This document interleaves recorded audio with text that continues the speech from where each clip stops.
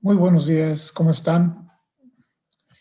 Muchísimo gusto nuevamente en recibirlos, particularmente esta mañana que tenemos un invitado de lujo, un gran speaker que está conectado desde España y además un gran amigo tanto de la asociación como de la comunidad en general aquí en México, un gran y reconocido pues consultor, líder, coach, mentor, etcétera, que es don Juan Pablo Ventosa. Pero en un momento más platicaremos acerca de su semblanza. Quiero primero, pues nuevamente darles la bienvenida. Mi nombre es Mauricio Reynoso, director general de la Asociación Mexicana en Dirección de Recursos Humanos, y pues muy contento de la convocatoria que este tema en particular y la presencia del doctor Juan Pablo Ventosa ha generado en nuestra comunidad para asistir al webinar. Y también aprovecho para comentarles, estamos ya aterrizando muchísimas ideas para nuestro congreso este año, que se llevará a cabo en forma virtual como el año pasado, los días 8 y 9 de septiembre. Ya en cuestión de una semana y media, podrán ustedes tener toda la información, aprovechar la inscripción temprana que pondremos a su disposición, y estoy seguro que quedarán gratamente sorprendidos y entusiasmados con el programa de speakers que hemos preparado para este año y esta ocasión. Así que muy atentos, una semana y media más aproximadamente, ya podrán accesar la información a través de nuestra página, recibirla a través del correo, redes sociales, etcétera. Y de verdad, no se lo pueden perder. Va a ser un gran evento en una de las mejores plataformas para eventos de tipo virtual. También les invito a estar muy pendientes de nuestros webinars, talleres. Tenemos muchísimos talleres ya de forma virtual también, todos con extraordinarios facilitadores y temas de actualidad. Todo esto lo pueden encontrar en nuestra página, en nuestra revista, en las redes sociales a las que ustedes seguramente están suscritos. No dejen de seguirnos, y también estamos subiendo ya contenido importante, interesante, relevante a nuestro canal de YouTube. Ahí también tienen posibilidad de ir viendo algunos de los videos sobre temas de actualidad que pueden ser de su interés. Pues vamos a empezar ya de hecho y de lleno nuestra conversación hoy con Juan Pablo Ventosa. Y permítanme presentarles, además, como decía, gran amigo de la asociación y en lo personal también, con quien hemos empezado ya a trabajar algunos proyectos. Pues hoy nos acompaña y de verdad se lo agradecemos mucho. Juan Pablo es el CEO de Human Performance, que es una compañía consultora líder en talento y eficiencia organizacional. Cuenta con una experiencia profesional de más de 30 años en gestión de talento y eficiencia organizacional, así como en desarrollo directivo y de recursos humanos. Adicionalmente, Juan Pablo es consejero de diversas organizaciones, es un coach de alta dirección y profesor de algunas de las principales escuelas de negocio, entre los que se encuentra EGADE Business School del TEC de Monterrey. Muchísimas gracias, Mauricio. El honor es mío. Es un placer estar aquí y en primer lugar agradecer a Medir, a ti, Mauricio, pero también a Sonia Marcos, a Lía Durán, a Marcos por el apoyo y sobre todo también a todos ustedes por querer compartir esta próxima hora a la hora de querer escuchar un poco pues un conjunto de ideas que ninguna de ellas es original ni particularmente compleja. No es más que un conjunto de ideas estructurada que he ido absorbiendo como una esponja, que las he procesado, leído, escuchado, visto en lo que está pasando hoy en día. Y lo que quisiera es tan solo invitarles, poniendo encima de la mesa un conjunto de ideas para que tomen ustedes aquella que le llaman la atención y hagan el acto de contrición oportuno y el propósito de enmienda. Cada uno que se lleve lo que quiera y actúe en consecuencia, porque realmente la que se nos avecina es grande. Bien, dicho esto, yo lo que quisiera es entrar un poco en explicarles de dónde estamos viniendo. Hace menos de 10 años empezábamos a escuchar el concepto de VUCA. En aquel momento no éramos ni capaces de explicar qué era, pero ya nos iba sonando. Empezaba a generar como una moda. moda que siempre digo que una moda no es más que una tendencia lo suficientemente mala como para que no perdure. Empezamos a entender, escuchar VUCA, a entender que VUCA era volátil, incierto, complejo, ambiguo, y a lo largo de esta última década ya hemos llegado a un punto que nadie duda de que sí estamos en un entorno VUCA, ¿no? Cuando hablamos de VUCA, que es volatilidad, incertidumbre, complejidad y ambigüedad, vemos que cuando ponemos encima de la mesa el concepto de volatilidad, lo asociamos a la dinámica del cambio continuo y constante que se produce a gran velocidad y que convierte el entorno, no solo empresarial, en inestable, ¿no? Y tenemos una serie de señales que vemos que el ritmo de cambio es más rápido que nuestra capacidad como para seguirlo. Es decir, va más rápido de nuestra capacidad de control, ¿no? También vemos que nos exige procesos de decisión más ágiles. Las cosas van, el cambio es más rápido, el requerimiento para tomar decisiones es más ágil, más rápido también. Surgen en la primera esquina cambios imprevistos que nos exigen cambiar el rumbo y que como los adolescentes que cuando crecen y pegan ese tirón, ese estirón, los pantalones les quedan por encima de los tobillos, las estructuras y los procesos en las organizaciones se resienten, crujen, es decir, cambian las estrategias porque nos estamos adecuando a esos cambios en el entorno, a esos requerimientos en decisiones más ágiles y en consecuencia, pues tanto cultura como estructura y procesos crujen, no están suficientemente adaptados. Como decía Mario Andretti, el antiguo piloto de Fórmula 1, es que el que hoy esté manejando, si cree que todo está bajo control, es que está manejando demasiado despacio. Hoy es la época del vértigo, ¿no? Porque cuando nos vamos a la incertidumbre, ya no solo esa velocidad de cambio y de adaptación, la incertidumbre al final lo que hace es vincularse con el aumento de situaciones imprevistas, con la falta de predictibilidad de los acontecimientos, con las sorpresas que surgen en el mercado y esa incapacidad del ser humano por controlar y extender todas las variables que explican los porqués de las cosas.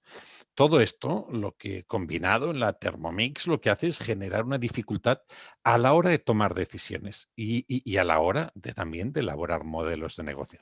Es decir, con la volatilidad tenemos el cambio permanente, pero con la incertidumbre resulta ser que nos lo ponen complejo. ¿El qué? El reaccionar ante ese cambio permanente y rápido, ¿no? ¿Cómo podemos ver que efectivamente hay incertidumbre? Cada vez nos es más difícil saber lo que realmente ocurre, ¿no? Aquello es la metáfora o la alegoría de lo que es el equipo de ciegos dimensionando un elefante, ¿no? Que delante de la misma situación cada uno lo lee de manera diferente, ¿no? Pero también ante esa incertidumbre tenemos que decidir o actuar con información incompleta. Es decir, cada uno ve su parte, es la mitad de la esfera o el trozo o la arista del dodecaedro. Y por lo que tenemos claro es que las rentabilidades pasadas no garantizan rentabilidades futuras. Es decir, soluciones que hasta ayer nos funcionaban, estilos de liderazgo que explicaron en buena parte el éxito de nuestra organización, ni las soluciones ni la cultura que hasta ahora había funcionado es la que necesariamente va a funcionar a futuro. Como decía mi papá, en paz descanse, decía, hijo mío, ni todo lo viejo es malo, ni lo nuevo peligroso. Pero ojo, pondera qué es lo que necesitas, viejo o nuevo, ¿eh? En general, lo que nos aparece en la incertidumbre es más incógnitas que ecuaciones y modelos para resolverlas. Es decir, nos sentimos con esa sensación de las mariposas en el estómago que nos genera el problema. Como decía, un buen consultor con el que trabajé muchos años antes de que se jubilaba, me dice, mira, Juan Pablo, es que si consideras que alrededor tuyo nada se está moviendo, es que estás en el ojo del huracán. Solo aquel que no percibe es que algo está pasando, ¿no? Hablamos de volatilidad e incertidumbre, pero ahora viene la complejidad. La complejidad al final se refiere a esa dificultad para entender y manejar el contexto actual y para saber distinguir entre causa y efecto, entre medio y fin, que se deriva en una incapacidad en la resolución de problemas y conflictos. Por ejemplo, ¿qué es lo típico que nos pasa con la complejidad? Caer en la parálisis por el análisis. ¿Qué hacemos? Sobresimplificar. Y entonces nos vamos a los quick shots, a los quick wins. Le damos el antitérmico, la aspirina al gangrenoso. Nos vamos al síntoma y no a la causa raíz del problema, ¿no? Aquí estamos confundiendo esas causas con síntomas. Y esa complejidad es en ocasiones innecesaria. Como decía Einstein, decía, si no lo puedes explicar con simplicidad, es que no lo has entendido suficientemente bien, ¿no? Hablamos de volatilidad, incertidumbre, complejidad y centrémonos un momento en lo que está pasando, esa ambigüedad, ¿no? Esa ambigüedad que hace mención a esa falta de claridad, a lo complicado de comprender las relaciones entre los diferentes elementos que están presentes y que componen el entorno, dificultando la concreción de soluciones óptimas. Es decir, en ocasiones tenemos que disparar sin saber muy bien a qué. Actuamos sin saber ante qué exactamente. Solemos decidir mal al no poder interpretar correctamente los datos o los datos son incompletos. No somos capaces de ver la complejidad de que los problemas pueden ser multicausales y pueden tener multirepercusiones, ¿no? Por tanto, yo lo que quisiera es, viendo un poco el entorno VUCA, es decir, bien, todo esto es cierto. Lo escuché antes, lo entendí más tarde y hoy ya tengo vértigo. Y mi pregunta a ustedes, en la MEDI, la Asociación Mexicana de Directores de Recursos Humanos, y partiendo de que estamos preocupados por las personas de nuestras organizaciones y somos suficientemente adultos y responsables con nuestro propio desarrollo, me gustaría preguntarles y pedirles que tomen ustedes su celular y anoten, por un lado, en el QR, y contesten, ¿cuál es, a su entender, a su juicio, aquella competencia que realmente deberíamos ponerle el máximo foco posible? ¿Cuál es esa competencia que debemos reforzar, que debemos incorporar para sobrevivir a ese entorno VUCA? Ven, vamos allá, si les parece. Código QR, o aquellos que no tengan esa funcionalidad en su celular, menti.com, y ese es el código.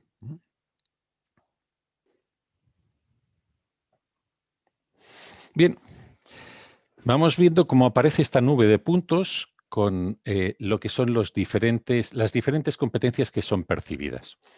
Esta funcionalidad lo que persigue es destacar en tamaño y en negrita esas competencias que más son percibidas o más son sentidas como prioridad para los que participan en este webinar.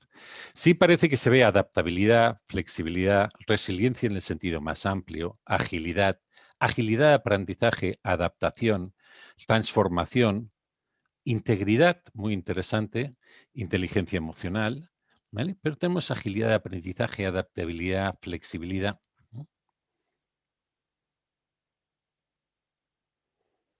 No vamos a esperar, pues me contaba Mauricio antes, tenemos 1.100 y pico personas en el webinar, que todas, pero sí empieza a aparecer una tendencia significativa en todo, relaciones, habilidades interpersonales y habilidades de adaptarnos y de superar situaciones adversas, flexibilidad, comunicación, resiliencia, adaptación.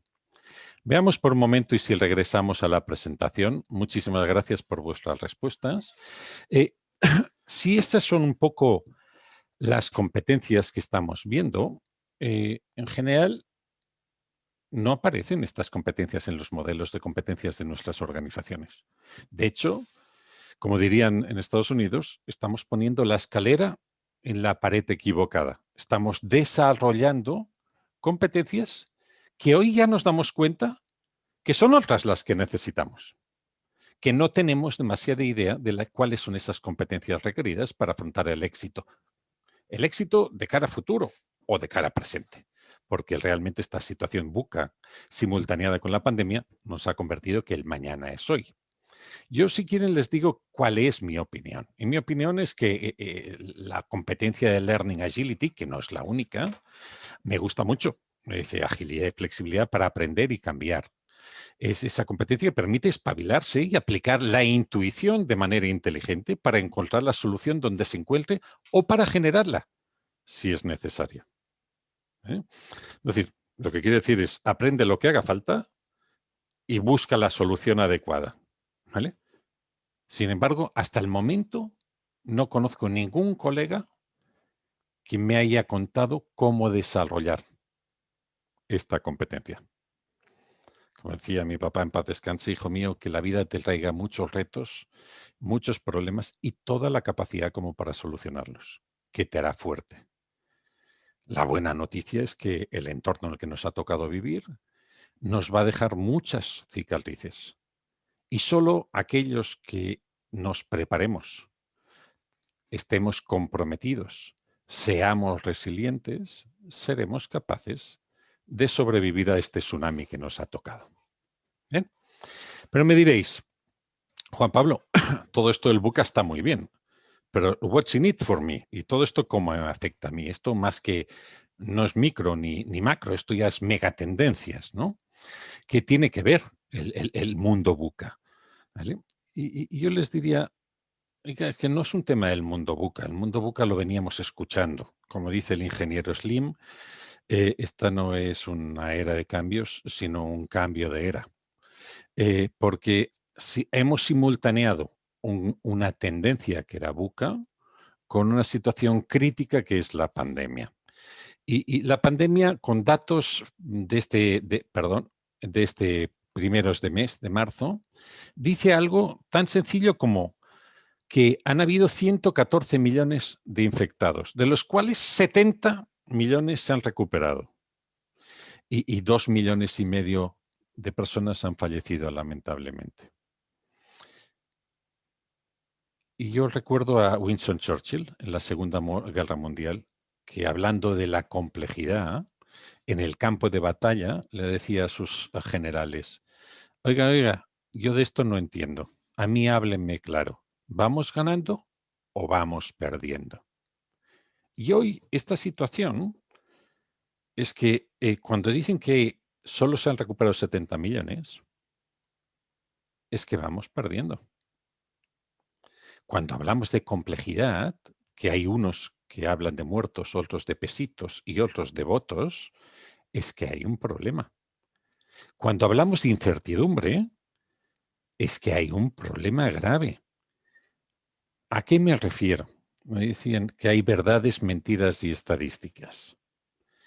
Si ustedes toman el número de fallecidos, lamentablemente, de España, 70.000, de Francia, de Italia, del Reino Unido, de Alemania, de Brasil, de México o de Estados Unidos, y lo extrapolan, tomemos México, 200.000 personas fallecidas, y lo extrapolamos a los 7.500 millones de habitantes, cuando México el mundo es 60 veces México, significa que teóricamente el número de fallecidos de México, extrapolándolo a nivel mundial, es que llevamos 12 millones de fallecidos en el planeta.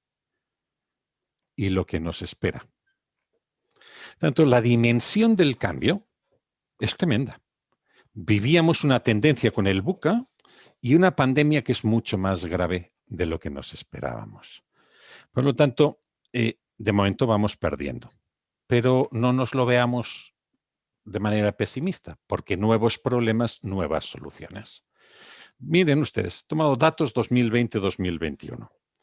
Por contar, enero 2020, el gobierno de México prometía un 4% de crecimiento y cayó alrededor de un 9%. No es de los peores países. España ha caído entre un 11 y un 12, Perú ha caído un 12, etcétera, etcétera.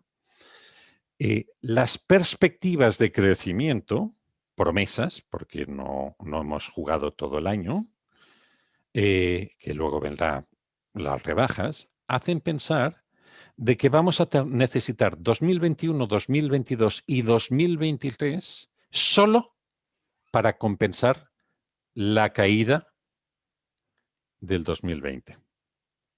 Pero insisto, hay verdades, mentiras y estadísticas.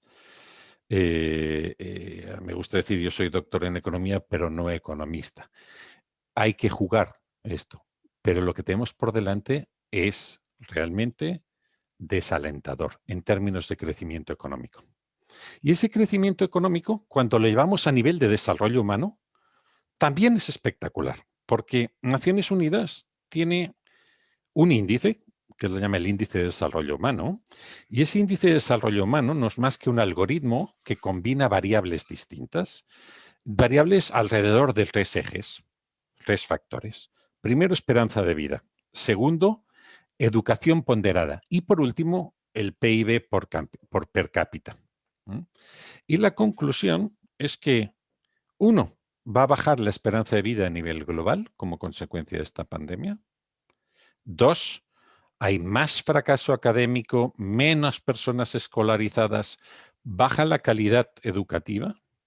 Y tercero, pues algunos datos se van a producir hasta 325 millones de desempleados en el planeta.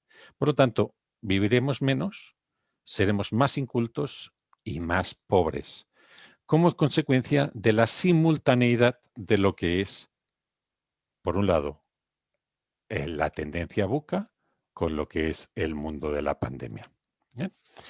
Bien, ¿pasará esto igual en todos los países? No. La lectura positiva. Hay beneficios colaterales. La economía global, también según el Fondo Monetario Internacional, crecerá. Eso prometen, ¿vale? Pero las economías avanzadas les irá peor. Países como España, en el que la pirámide de población está invertida, en el que cada año desaparecen 200.000 puestos de trabajo porque muere más gente de la que nace, pues no tiene proyectos, no hay motores ni drivers de la economía. Sin embargo, México, con un bono demográfico espectacular, con unas necesidades de inversión en infraestructuras que lo acompañe, tendrá un escenario bastante más atractivo. Cuando pongo como ejemplos, hay otras muchas variables. Tanto en general, las economías maduras tenderán a crecer menos y pasarán más tiempo en compensar ese efecto negativo derivado del 2020. Tanto, desde mi punto de vista, lo que tenemos claro es que el mundo nos lo han compartimentado.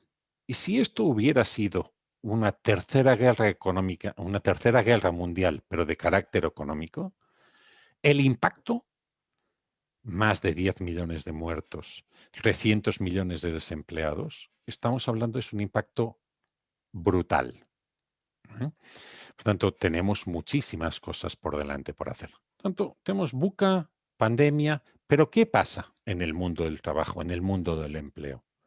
Lo primero que hay que tener muy claro es que la esperanza de vida, aunque momentáneamente y debido a la pandemia puede verse afectada, está aumentando a medida que mejora la calidad de vida, el bienestar social. Hoy, si ustedes tienen un hijo, tiene altísimas probabilidades, que nace hoy el hijo, de vivir entre 90 y 100 años, en función de los países. Por lo tanto,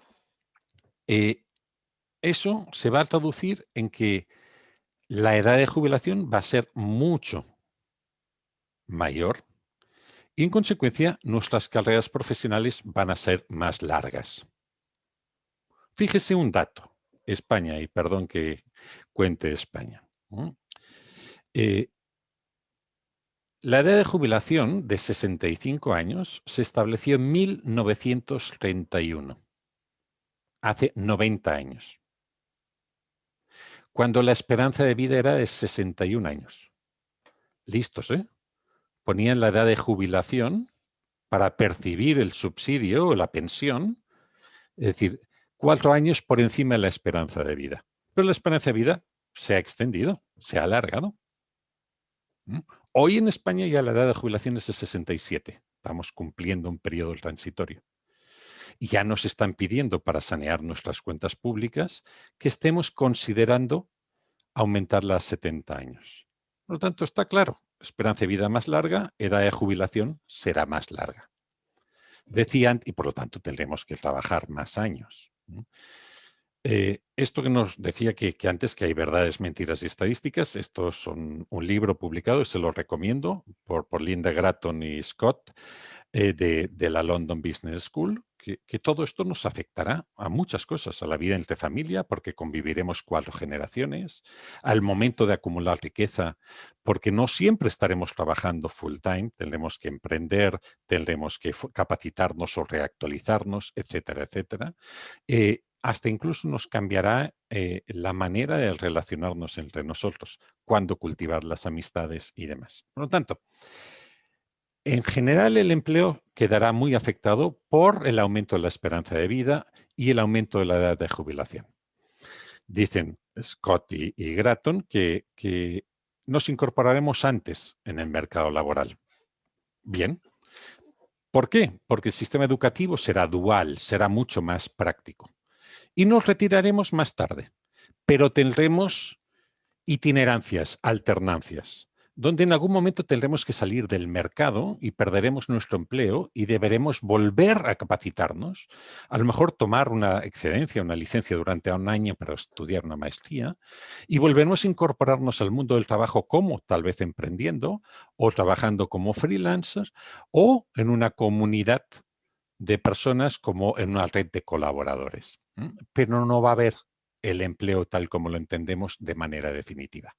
Dice Mercer, y en su buen estudio, el Global Talent Trends, en el 2020 dice, vuelvo a decir, verdades, mentiras y estadísticas, que el 77 o el 72 o el 81, me da igual, que muchos de los directivos entrevistados creen que tanto los freelancers como los trabajadores de la gig economy irán sustituyendo o reemplazando progresivamente a los empleados full-time en los próximos 5 o 3 o 7 años.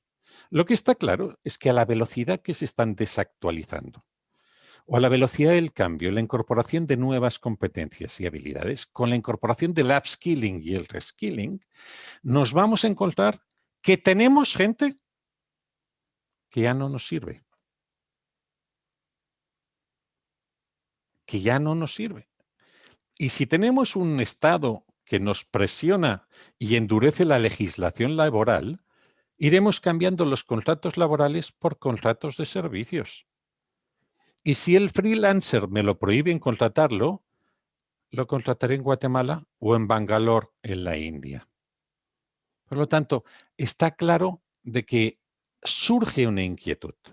Y esa inquietud es cómo, qué va a pasar cuando tenemos empleados full-time, que lo que es una transformación digital nos está desactualizando a mucha gente. Y las organizaciones y los propios empleados no están haciendo lo que toca para mantener debidamente actualizados en términos competenciales a su fuerza productiva. Eso va a llevar a que mucha gente va a ser expulsada de las empresas, del sistema formal.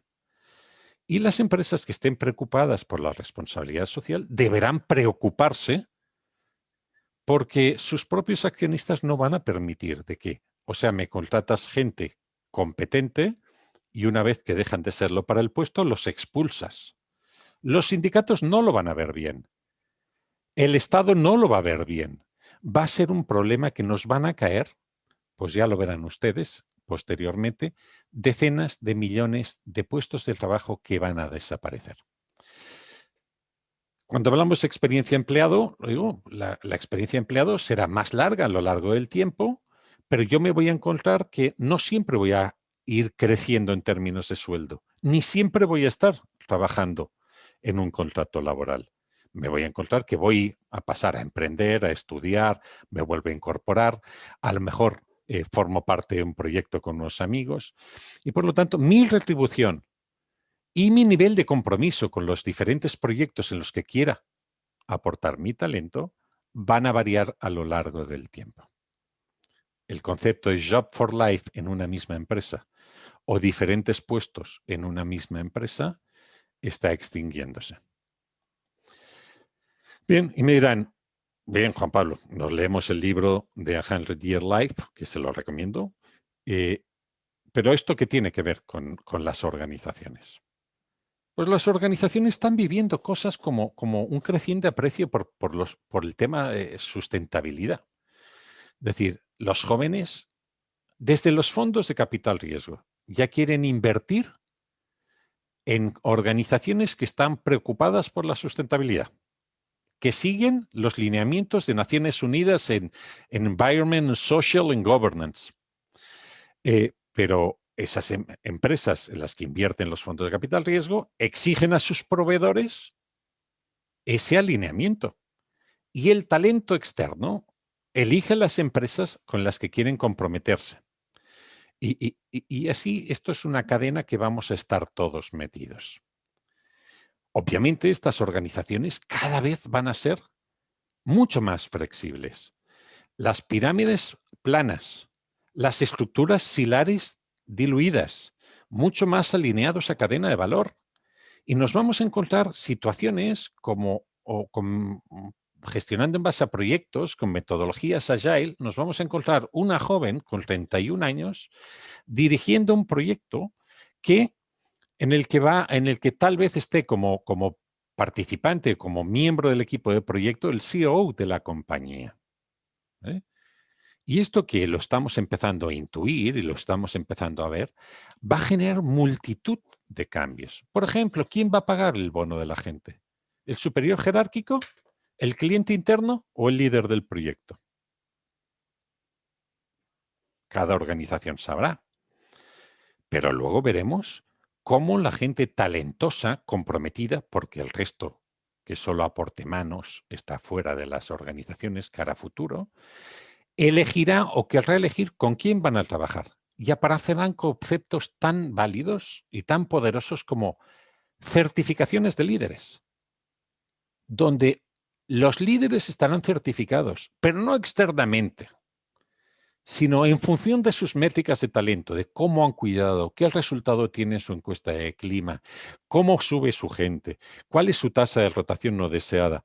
Eso aparecerá y surgirá el concepto de líder certificado. ¿Por qué? Porque el talento interno solo va a querer trabajar, the best and the brightest, van a querer trabajar con los mejores líderes. Van a ser ellos los que lo van a elegir. De la misma manera que hoy eligen las empresas con las que trabajar, una vez estén dentro, van a elegir con quién y en qué proyectos y para qué líderes quieren trabajar. Bien, también veremos tendencias, estamos viendo impulso del trabajo remoto, híbrido, cloud office, pero sobre todo diversidad de distancia. Hoy, atento, Brasil tiene contratados 3.000 transexuales.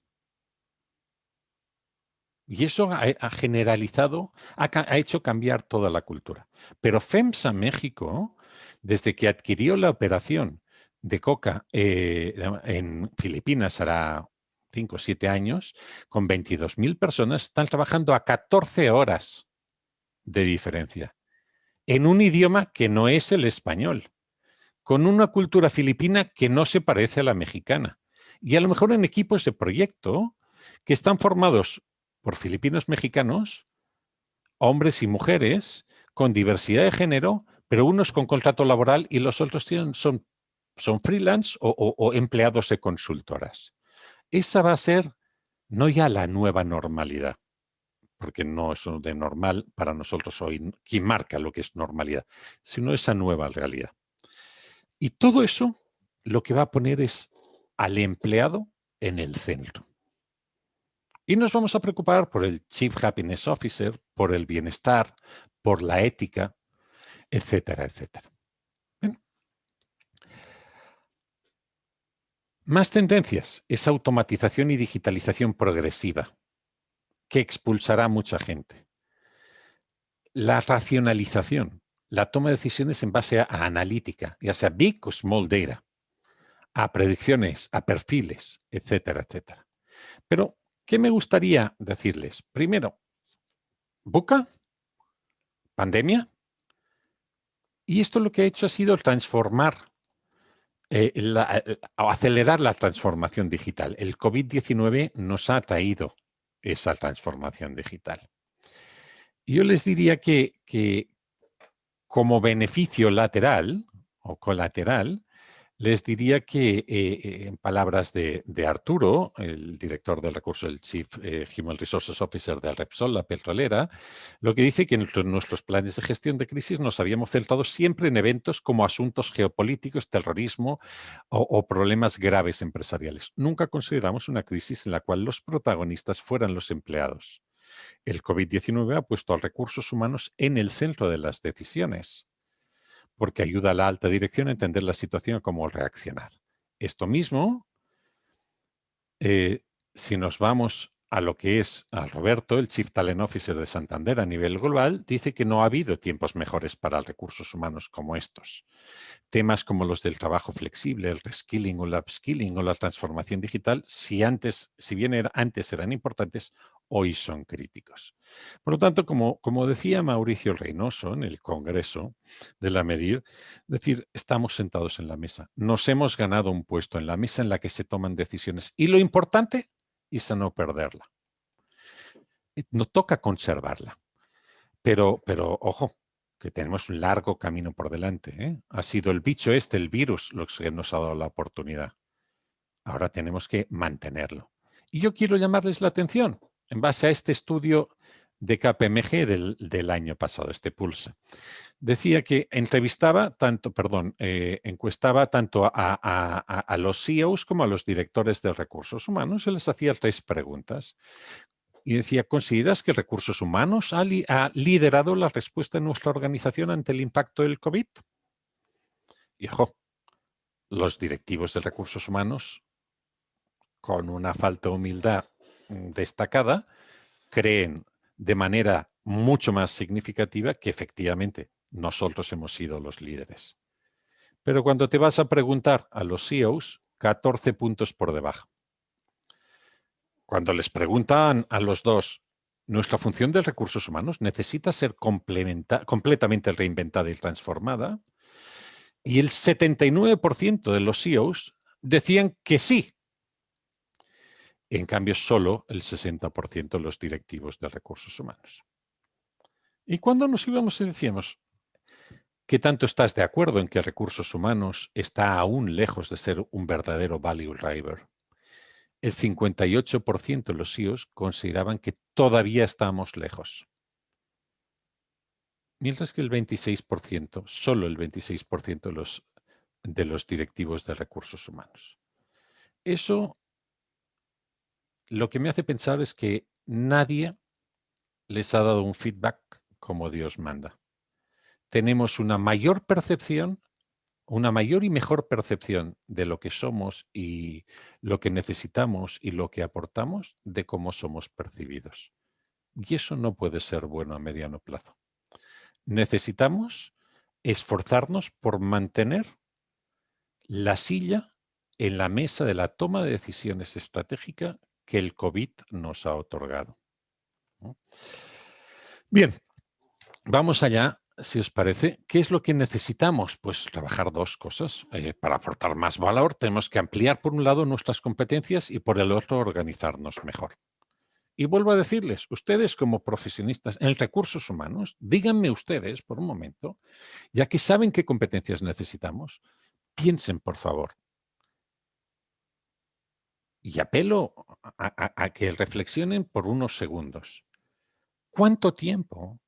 Si bien, sí es cierto que el mundo está cambiando a una velocidad de vértigo, ¿cuánto tiempo hemos dedicado durante el 2020 a nuestro desarrollo y adaptación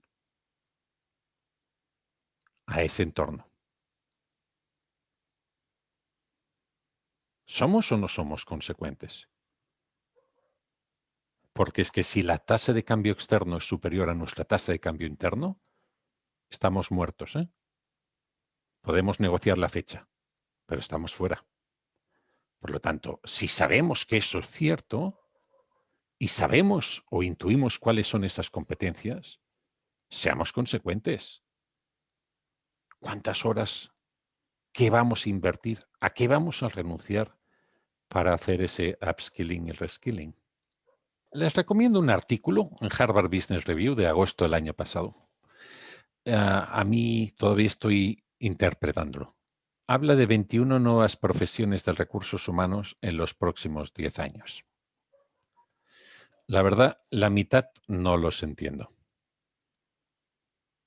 Pero cuando hablan de vértigo, cuando yo que me he dedicado al mundo de la gestión de las personas durante toda mi carrera profesional, y veo que Harvard Business Review está apuntando de que habrá 21 roles distintos, o 19 o 22, en los próximos 10 u 8 o 15 años. No lo sé, pero para allá vamos, me da vértigo.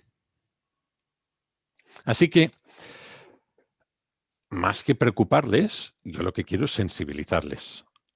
Quiero hablar de evidencias de lo que está pasando, de tendencias y de evidencias, pero quiero apelar a su sentido de responsabilidad para que vean que tenemos que ser consecuentes y abordar toda una estrategia de adaptación hacia ese entorno, porque viene subida y curvas, ¿vale?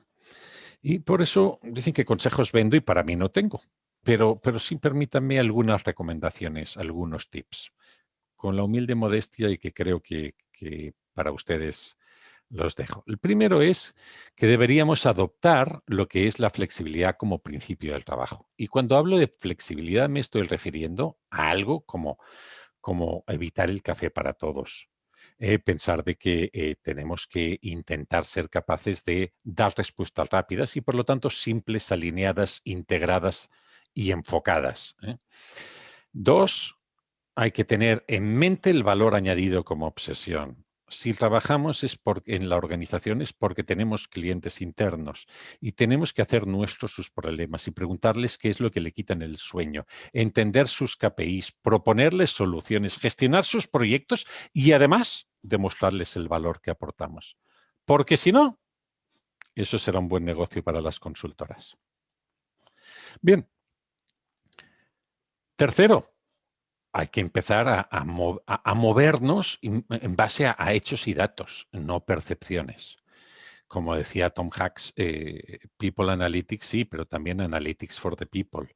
Hay que facilitar, hay que poner el balón para que marquen el gol. Por lo tanto, tenemos que proporcionar no ya datos, sino información para la toma de decisiones. Y hoy estamos midiendo. Algunos miden mucho, pero no miden necesariamente lo que toca. Como dice la paradoja de Eisenhower, la tendencia es que medimos solo lo que puede ser fácilmente medible. Luego no prestamos atención a lo que no puede ser fácilmente medible.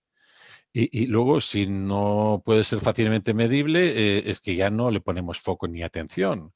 Y por lo tanto, al final lo que hacemos es no considerarlo, no verlo, y uno no puede ser lo que no puede ver, y al final no gestionamos nada de lo que realmente es importante. Bien, ¿qué más? Para mí, hay que transferir a los managers su responsabilidad sobre el talento. ¿Con qué me refiero a esto? Ya basta de que estamos trabajando desde recursos humanos para convencer. Los líderes se les han confiado un equipo a principio de año para que nos lo devuelva mejor a final de año. Son directores técnicos que tienen que hacer que suden la playera, que se diviertan entrenando, que salgan a jugar a la cancha, que marquen goles, ganen partidos, ganen la liga y suban de categoría. Y por lo tanto, lo que no podemos hacer es que el problema de recursos humanos. La rotación no deseada es de recursos humanos. Por lo tanto, tenemos que llamar al adulto, empoderar, hablar en términos de accountability, de que los gestores de personas son los propios líderes. Desde los líderes con L mayúscula a los líderes con L minúscula. Más cosas. Pues lo primero, hay que monitorear y eliminar sin piedad la obsolescencia del área. ¿Cómo? Yo recomiendo contratando talento rebelde, que nos saque de esa zona de confort, lo que defino que hay que contratar gente que sepa ver el vaso medio vacío. No lo veas siempre en plano optimista y con agujeros. ¿Para qué? Para hacer un call for action, para que buscan soluciones. Aunque sea que el 2% de la perfección sea más caro que el 98% de la eficacia, me da igual. Si lo bueno es enemigo de lo perfecto. Por lo tanto, lo que tenemos que tener claro es que todos los sistemas, todas las prácticas de recursos humanos deberían tener una fecha de caducidad, como los yogures, y un compromiso con revisar periódicamente esas prácticas. ¿Para qué? Para simplificarlas, para integrarlas, para alinearlas, para poner al empleado en el centro. ¿Para qué? Para alinear el employee experience con el customer experience. Bien, también tenemos que contribuir a esa velocidad y a esa agilidad. Acuérdense ustedes del buque, del volátil, del incierto. Siempre estábamos hablando de velocidad, de agilidad, ¿no? Y eso lo que tenemos que tener claro es que tenemos que desarrollar cultura ágil con criterio, porque al final la transformación digital y la transformación de la cultura, todo esto es cuestión de personas, no solo de los de IT. Estamos hablando que esto exige un replanteamiento cultural y exige un rediseño de políticas, procesos y sistemas mucho más ágiles.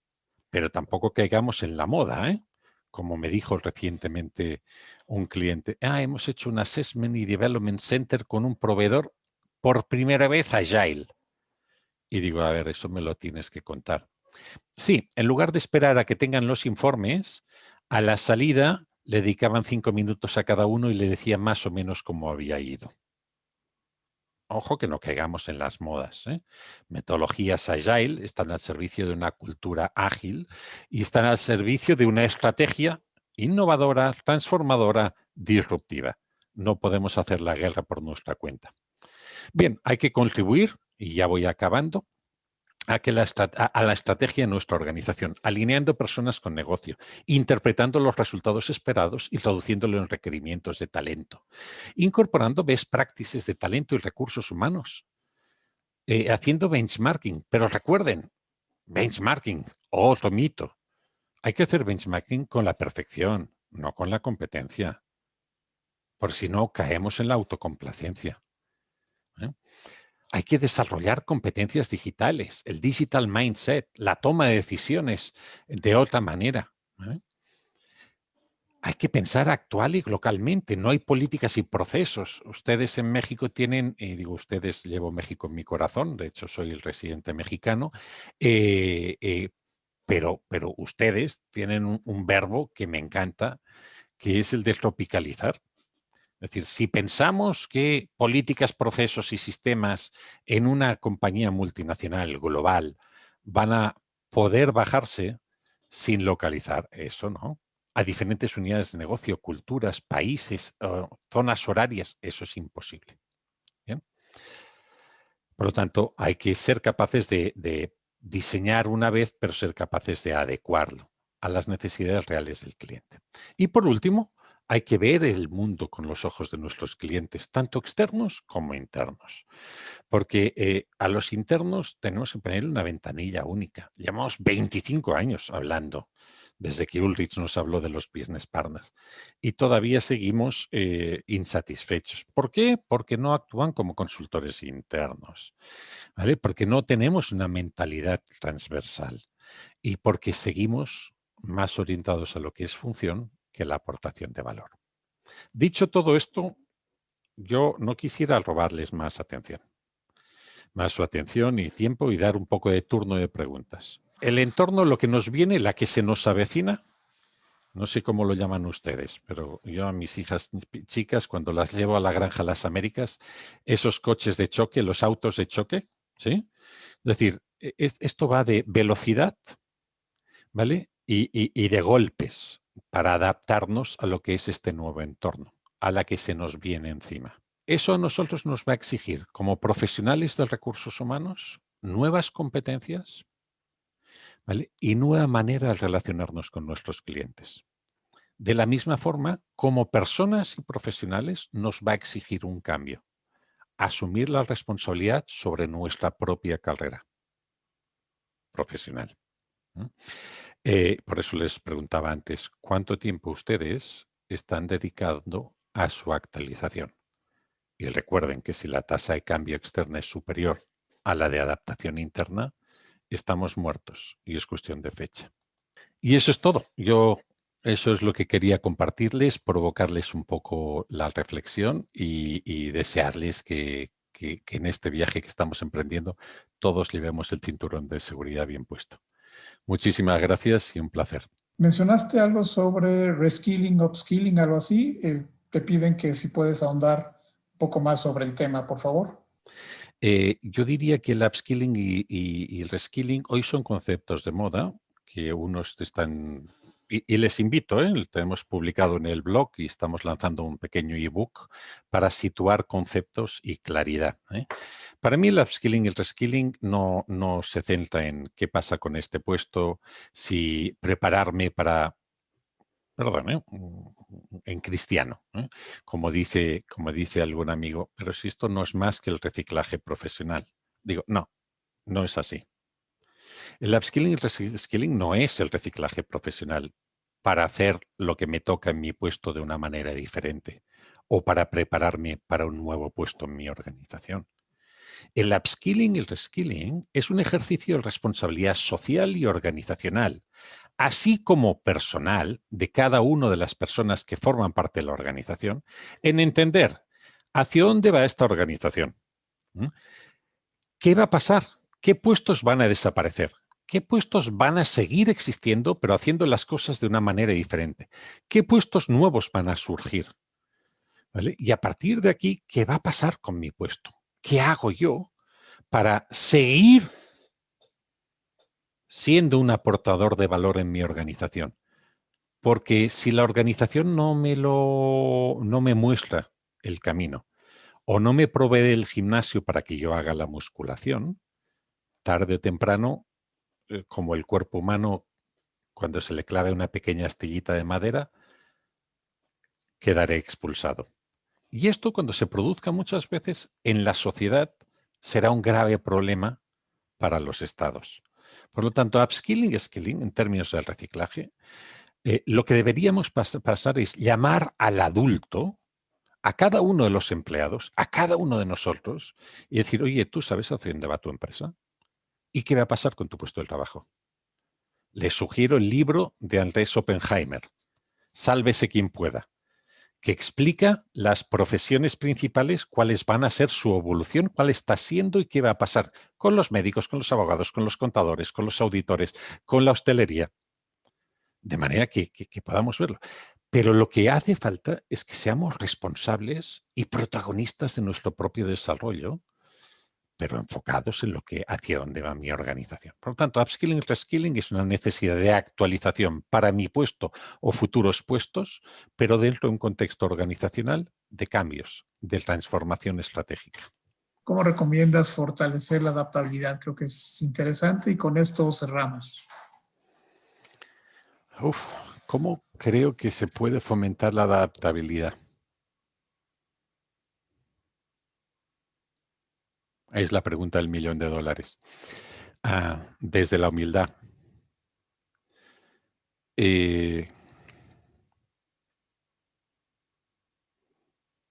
Yo a los 26 años recién cumplidos me tocó suceder a mi papá, que falleció como al frente de su empresa que él había fundado. Y los 26 años dejar mi empleo en otra compañía en la que estaba muy a gusto y darme cuenta que por compromiso yo tenía que enfocarme ahí, ¿no? Y me di cuenta de algo, que no era el más listo, pero sí el que asumía por responsabilidad, por compromiso, anticipaba lo que venía y asumía casi que todo como un reto, ¿eh? Por lo tanto, yo creo que la adaptabilidad pasó no era el más listo, pero sí el más comprometido o aparentemente el más responsable. Al principio cometí muchos errores, después también, pero lo que fui capaz es de aprender a escuchar diferentes puntos de vista para mejorar mi capacidad de toma de decisiones y evitar tantos errores como cometía. No sé si respondo, pero la adaptabilidad viene a partir de muchas cicatrices en la vida y compromiso con lo que es la responsabilidad que uno le han asumido o uno ha asumido. Muchísimas gracias, Juan Pablo. De Un verdad, un placer. gran abrazo Gracias a todos. y felicidades. La reacción de la audiencia ha sido extraordinaria. Muchas gracias a todos. Un placer y a vuestra disposición. Y felicidades por el trabajo de la Medir.